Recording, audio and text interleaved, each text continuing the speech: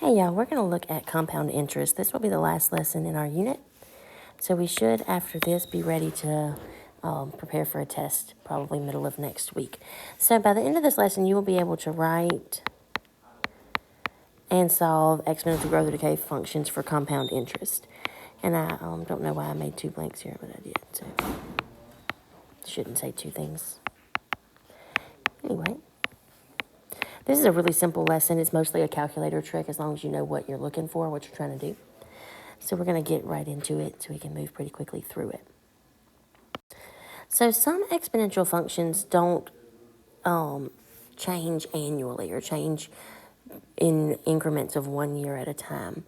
And so we have to look at another situation where we may have to make some adjustments to our problem based on how things are changing in that problem. So in an exponential growth or decay function, the x in the function normally represents time.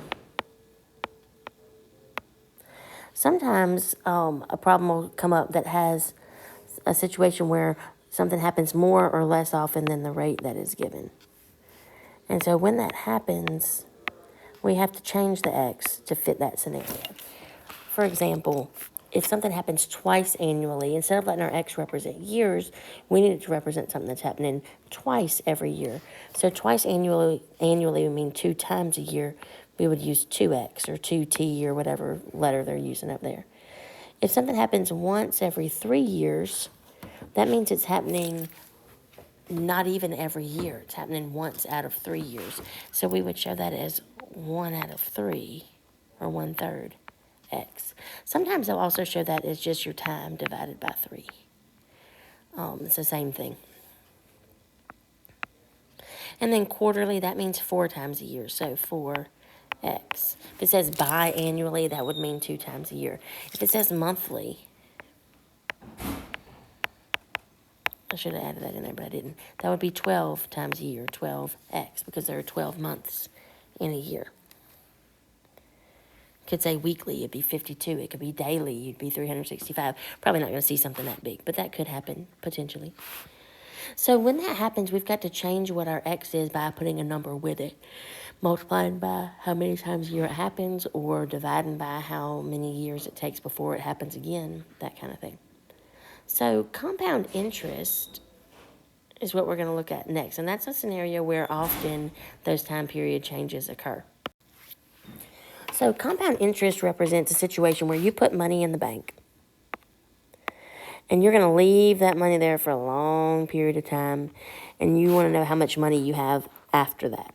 And it should be, the reason you put it in the bank is to earn interest on it. So it should be by the end you got more money than what you started with, right? So what ends up happening there, though, is there's 2 kinds of interest. There's simple interest, which is what you usually see on a loan situation, where you start with a loan that you're borrowing money from somebody at 10% interest. And so you would borrow the money, but you agree to pay them their money back plus an extra 10%. That's simple interest. You agree to pay this extra amount back based on the amount that you start with.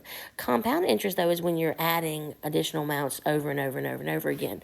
And so that occurs when, let's say you had this money in the bank and you were going to leave it for 12 years. Well, if you have compound interest compounding annually, that means that after the first year, you're going to have the money you started with plus the interest in it. That money then adds interest to it, and so you have the money you started with plus interest, plus more interest after the next year, and so on. It just keeps compounding on top of itself. So you end up earning more interest the 3rd or the 4th or the 5th or the 12th year than you earned in the very first year, because you're earning it based on a larger amount of money. And since it's a percentage, that amount of money would be greater in that situation. So we're going to look at how we use a formula to help us calculate what our value would be in a compound interest situation. And so this is the formula for it. This is given to you on your formula sheet. So you're not going to have to know this formula by heart. You do have to know how to use it. So here's what everything represents. The A in the formula represents the final amount in the account.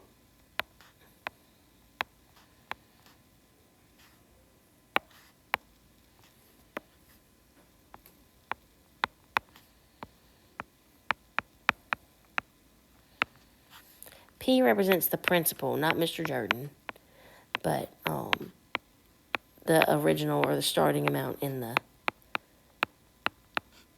situation, which makes sense because if you look at kind of the way this is structured, this could be the A, this would be the B, and then you have your exponent value, right? So it's really set up like a normal exponential function. So the P represents the principal, what you start with. R represents the rate, that's your percentage, but as a decimal.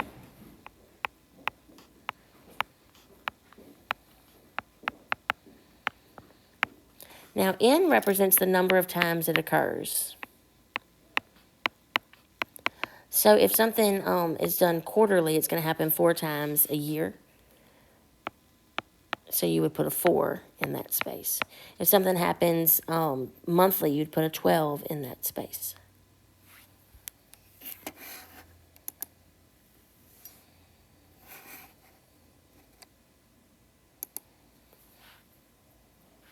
All right, let's keep going.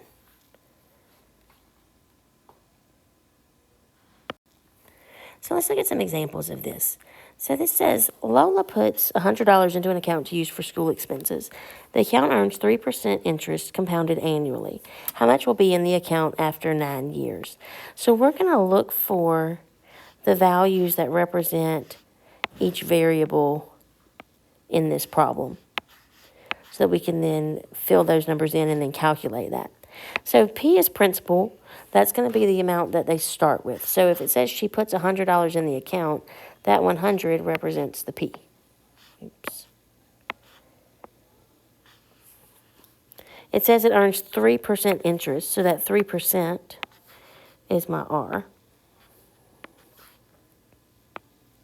But remember, we can't leave it in percent form. We have to change it to decimal form. So 3% as a decimal, we can do 3 divided by 100.03. To figure out the N, the number of times, we've got to look for one of those words that tells us how often it happens. So we're going to look for words like annually, quarterly, monthly, twice a year, 4 times a year, whatever it says to tell us how many times it's going to happen. So this particular problem says compounded annually. So annually means once per year. So that means my N will equal 1. And then we're looking for how much money will be in the account after 9 years. T is time, so 9 is going to be T. So I'm going to put all that together into my formula. So P times 1 plus R over N to the N times T. And I can put that directly in my TI-84 calculator. Or if you're on your iPad at home or whatever, you can use the TI-84 app. Or you can use Desmos to put this in, whatever. So I'm going to calculate this real quick. 1 plus 0.03 over 1 to the 1 times 9. So I get 130.4773184. But this is money. So we're always going to round it to look like money, which means we need 2 digits past our decimal to represent the cents. So I'm going to have $130 point. Now, here's what I originally had, 130.477314. So $130.48. And the reason I went up to 48 cents with that is because this 7 right here tells this number to round up. So we always think about, okay, we want to cut it off at 2 places past the decimal. You look behind that line to see how to round it. You only round the very last digit. So $130.48 is what we should have there. All right, let's do some more of these. This is really all there is to this. Picking out the right numbers, putting them in the right spot, doing the calculation. So this one says, Kaylee put $4,000 into an account to use for school expenses. The account earns 9% interest compounded quarterly. How much will be in the account after 4 years? So we're going to basically do the same thing. We're going to go and label all of our values so we can then put them into the correct spot. So P is principal. That's what we start with. We see that she puts $4,000 in the account. Principal. R is rate. That's our percent. We see it's earning 9%. N is the number of times. That's how many times a year it happens. We see that this is happening quarterly. And then we know T is time. That's how much time will pass. 4 years, T. So when I go to put all this in, 4,000 times 1 plus. Now my R is 9%. I've got to change it to a decimal. Divide it by 100. Gives me 0.09. Quarterly means 4 times a year. So 4 goes in for N. And then T is going to be 4 years. So 4 times 4.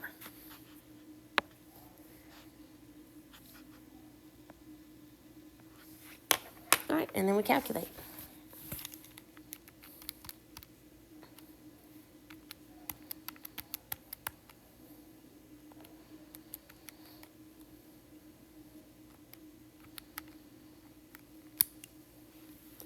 All right, when I calculate that value, I find that after 4 years, they have $5,710.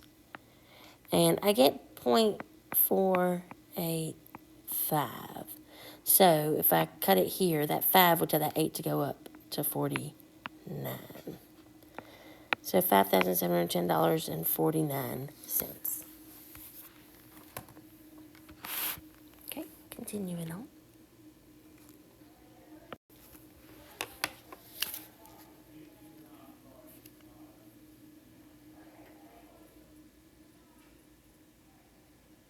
All right, next question.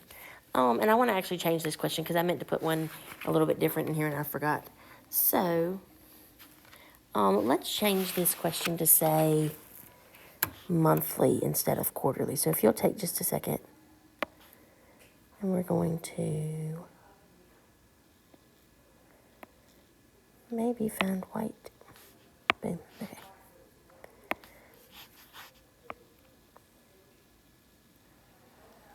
So take out the word quarterly. Write in the word monthly.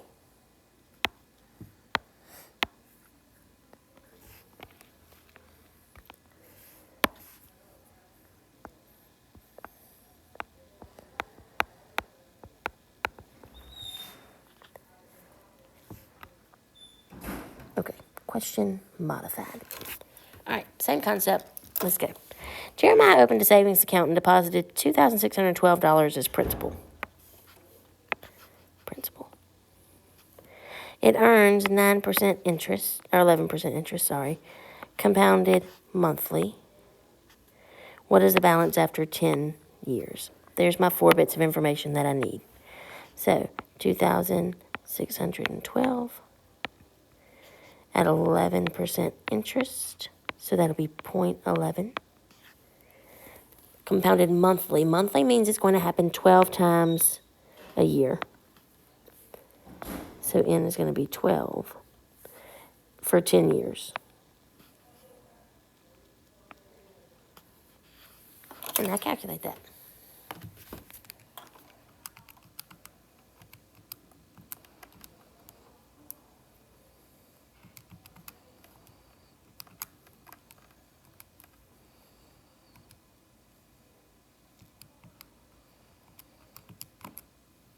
All right, so I found that after 10 years, they're up to $7,807.66. And that 66 again comes from I have 0.658 and some stuff, right?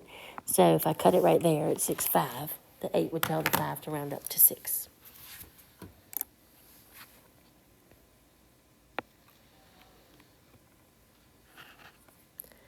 All right, moving along. All right, one more together, and then I'm going to let y'all try some of these. Eli opened a savings account and deposited $300 as principal. The account earns 13% interest compounded annually. What is the balance after 7 years? So, same deal, same setup. 300 for the principal, 1 plus. Our rate is 13%. So as a decimal, divide it by 100, 0.13. Annually means once per year. And we're doing that for 7 years. So 300 times 1 plus 13 over 1.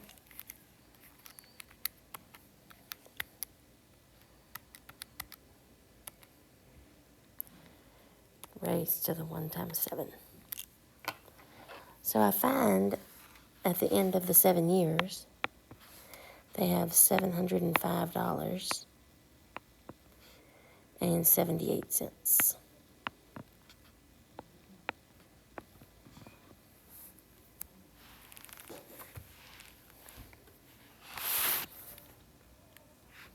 All right, so take just a minute and look at the next ones on the next 2 slides. They both say you try it at the top. And try both of those using the same formula that we just did, substituting the correct numbers in and then calculating your values. When you're done, come back and see if you were correct.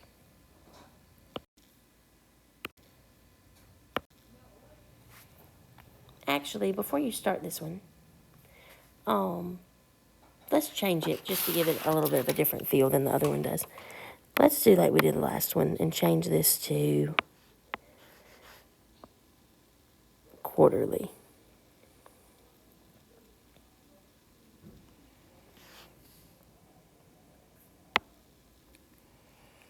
So work it quarterly instead.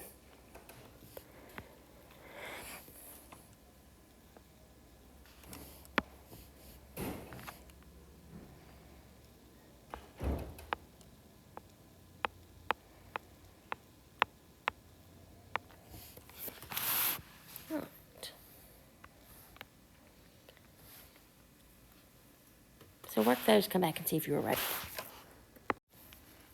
All right, take a look at what I got for this first one. See if your answer matches mine. If it doesn't, pause this video right here and see if you can see maybe where you made your mistake with whatever it is that you put in. Especially check your interest rate, like the percentage number that I changed into a decimal. If you missed it, make sure you got it at 0.0868. Dividing that by 100 puts 0.0868. And so that's what had to go on top of your fraction. Quarterly was 4. And then you calculated that value, rounding it to the nearest cent. And then the next one, same basic idea there. Also check your answer to that one, see if you got the same thing that I got. And then if you missed it, maybe check and see where you made your mistake for that one as well. All right, let's look at some of these now that are test prep style questions and see if we can see how we'll see this on a test and what we need to do to make sure that we're successful on those kinds of questions here. So on this first one, it says Walter invested $5,000 in each in 2 plans. Plan A pays $280 per year. Plan B pays 5% interest compounded annually. At the end of which year does the total interest earned under Plan B exceed that under Plan A for the first time? So we've got to look at 2 different scenarios in this problem. One that really is represented by a linear function, and then one that is represented by an exponential compound interest function. So Plan A just pays $280 a year. That's linear. That's starting at $5,000, adding $280 every year. So this would look like 280x plus $5,000. Remember, to be exponential, we've got to see it increase by a percentage. So this is increasing by $280 every year, just going up $280. So that function could represent that particular scenario. Plan B is 5% interest compounded annually, so we're going to need an interest formula for that. So if they start with 5,000 and they're adding 5% interest, 0.05, annually is once a year, and then we can put T for time. This would be my compound interest formula. So to see how much money they're earning for each of these years, we need to calculate the value for 5, 6, 7, and 8 in our variable spot. So I can calculate this one for 5 years, 6 years, 7 years, and 8 years by putting a 5, a 6, a 7, and 8 in for X and seeing what that value would be. You can also do that on a table in Desmos.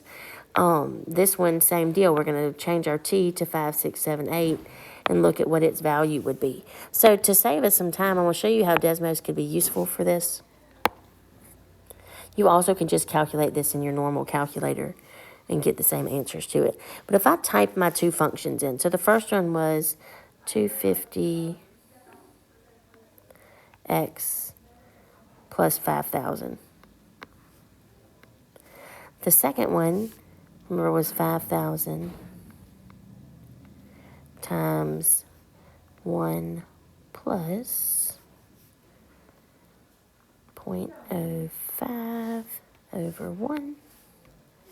And I know this is long drawn out to type, but anyway, not to the 2. To the 1 times x, right? That. So, gotta zoom way out to even be able to see either one of them, but there they are. I don't even really want to see the graph of it. I really just want to use Desmos to pull tables for each of them, because the table will show me the values right away. So if I'm looking at my table for each one, and I'm concerned about their values at the end of 5, 6, 7, and 8 years. So I'm going to change my table to show that. So I'm just going to change my x's to be 5, 6, 7, and 8. I don't even need this one. Just delete it altogether. Maybe. Okay. So there's the first function. And then the second one, the exponential one. 5, 6, 7, 8.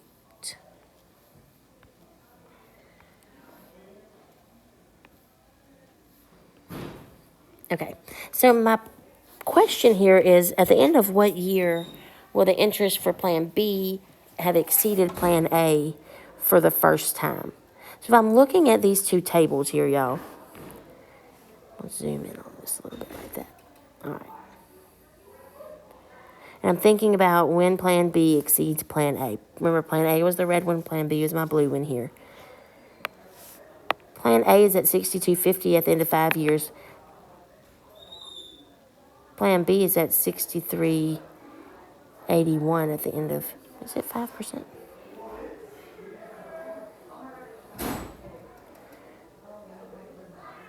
Maybe it was 280 on the other one. Hang on. I didn't get, it is 280, y'all. Just kidding.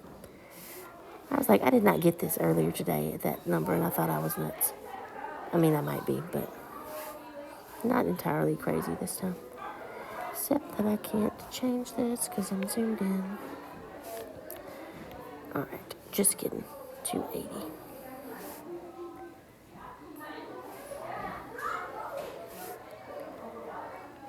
All right, crisis averted. The other one is right. Okay. Just kidding. All right, so at 5 years, Plan A is at 6,400. Plan B is at 63.81. So Plan A is still greater than Plan B at that moment. At the end of the 6th year, Plan A is at 6680, Plan B is at 6700. So Plan B is now bigger than Plan A at the end of the 6th year. And Plan B will stay bigger than it every year after that. But remember, exponential functions are going to grow faster than linear functions. So once you reach that year, exponential will always be bigger than the linear one for any point after that particular spot. So you've got to find the values for both functions so that you can look at how that's going to end up in the end. All right. Question 11 says, Alejandro deposits money in a bank account. He knows the interest rate is 1.875% and that the equation for the current total is, and then they give the simple interest form or the compound interest formula. It says he checks his total every year. What will the amount added be the same each year and why? And so here's what they give us as answer choices. They're asking us things like, yes because it's linear, or yes because it's exponential, or no because it's linear, no because it's exponential. First of all, if you see a percentage or you see a problem written in this simple or this compound interest formula, you know automatically without a doubt that is exponential. So any of these that say because it represents a linear equation, you automatically know are not correct. So then we've got to ask ourselves, will it add the same amount every year or not? And so because it is exponential and it's multiplying by a certain number, what it gets for its answer is going to be different depending on how much money is in the account each year. And since it's adding money every year, it's never going to add the same amount because the next year it's going to add interest on the interest that it earned the first time. So the answer to this is no, because it's exponential. Exponential will add the same percentage, but it won't be the same exact amount of money. The same exact amount of money makes it linear. So not this, because that doesn't represent exponential. It represents a linear function. And this function should be exponential, so we need no. And then this one. Manny earns $100 shoveling snow. He decides to deposit the money in an account earning 0.35% interest per month. If the $100 deposit is the only deposit and no money is taken out, how much money will be in the account after 2 years? Take a moment, try to set this up, and see if you can get a correct answer for it. And when you finish, come back and see if you were correct. All right, take a look at this one. Here's the answer that I got, and I want to kind of walk through this with you in case you ended up with A instead of B as your answer to this. The way this one is structured is we've got this $100 that he starts out with. He deposits the money in an account earning 0.35% interest per month. So he's earning this interest every month. Since it is a monthly rate, not compounded monthly, but it's a monthly rate, period. We're going to put that into our interest formula. He gets it once a month, and then he does that for 2 years, 24 months. So I changed my 2 years to 24 months, and I used it like that. And the reason that I did that is because I needed time to be months, because my rate was per month, interest per month here. So I had to set it up in that way instead of putting like a 12 here and a 12 here with a 2, because it was not an overall interest rate. It was a monthly interest rate. So like this, and then that gave us a total of 108.75 when you calculated. All right, that's the end of that lesson. If y'all will submit those notes. And then the graded practice this time is an IXL lesson, so you can look at the directions on that and take care of completing that. The examples here in the notes will be perfect to help you kind of figure out what to do there in those particular problems. Make sure you're careful with your rounding when you work through that. Y'all have a great day. Thank you.